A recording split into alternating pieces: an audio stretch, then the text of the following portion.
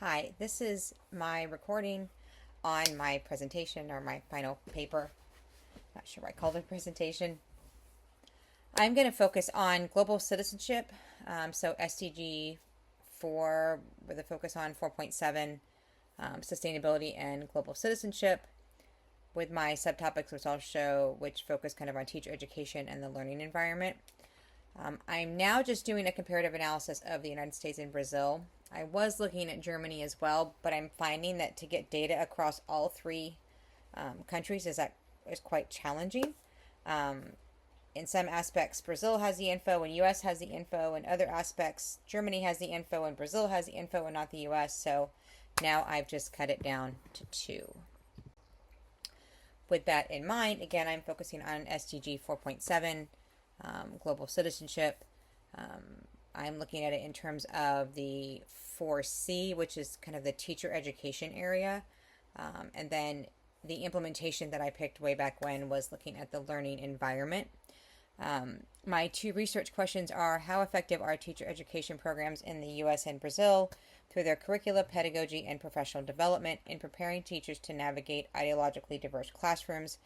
This stems from a later survey when you start looking at, I think it was the UNESCO report, where the voices of the teachers were taken into consideration. It wasn't something that was done in 2018, but in the 2025 report it was brought up. So I thought it was something interesting. So I'm focusing on, again, about this idea of, are teachers prepared to teach in these ideologically diverse classrooms?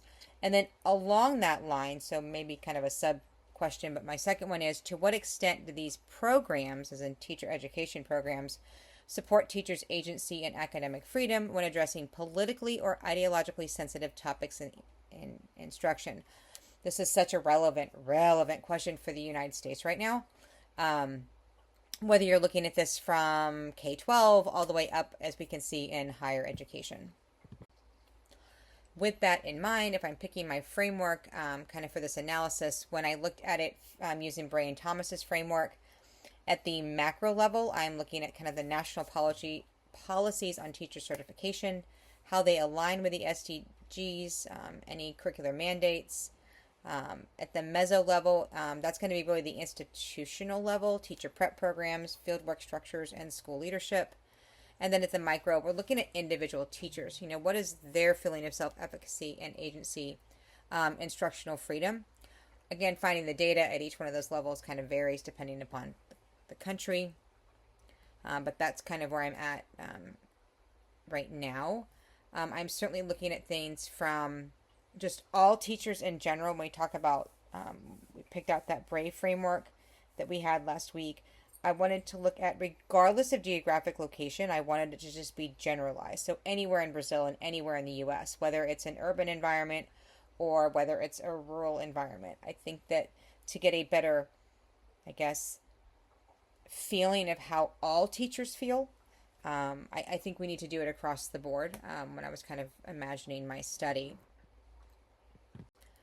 So trying to figure out, just comparing these 2 countries from a socioeconomic standpoint, I think there's a big difference just in general between the United States and Brazil. And I was trying not to give a full economics lesson here about, I could go into each country's GDP. But what I wanted to look at here is, if we looked at in terms of GDP, what percentage of GDP is spent on education?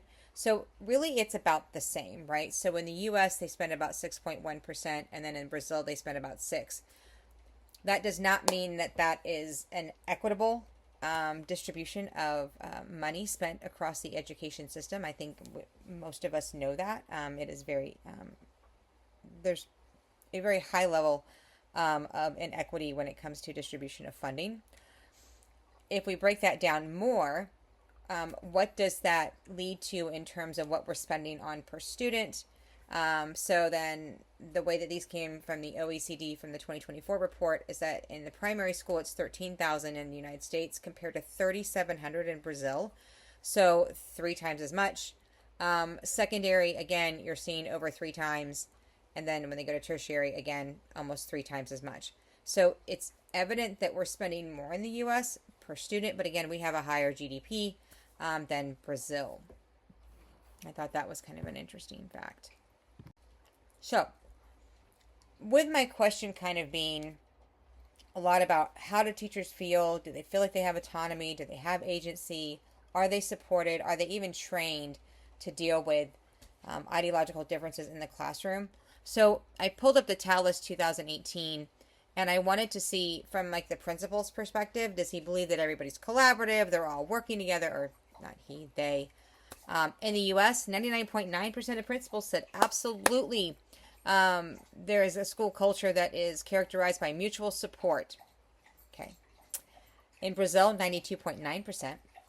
I wanted to contrast this, though, with the, I guess, the proportion of teachers who agree that they have control over determining their course content. So when I think that principal's saying everybody's collaborating, they're getting along, they can work together, they probably all have feedback into what gets picked, it actually drops to 79.8% when you look at the statistic in terms of teachers who agree that they have some control or some autonomy or some voice when it comes to course content. Now, that's a big difference. And then you look at Brazil, and they're at 94.3. So actually, they have a higher, at least from this aspect, that they have a higher sense that they have control over their material, which is interesting because Brazil absolutely has some challenges when it comes to political concerns and education. So this isn't really anything to do with statistics. It's more about just, well, I guess there's one in there. In general, what I'm finding. A big issue of the 4C is about teachers and making sure there's teacher training so that we have teachers in developing nations. So I looked at just teacher shortages in the U.S. and then how they are in Brazil. I did find, according to NCS, there's about a 27% decline in teacher prep program graduates. I think we know, again, that there's high attrition for teachers in the U.S. There's certainly, in certain subjects, going to be STEM, is what I was thinking. There's still shortages in Brazil. I didn't get exact figures for that yet. Working on digging into that more. What is the impact, though, on the SDGs that I'm looking at? Certainly that it's hard to implement this idea of global citizenship, sustainability, improving teacher education if I don't have teachers. And I still think you need teachers in field to teach future teachers. And then I think that, again, down here, I think my little thing is covering it up, that it's just in general hinders the delivery and of that curriculum, and certainly that affects the overall quality of education. So that's kind of where I'm at with my overall presentation. And then the next slide, you'll see my references.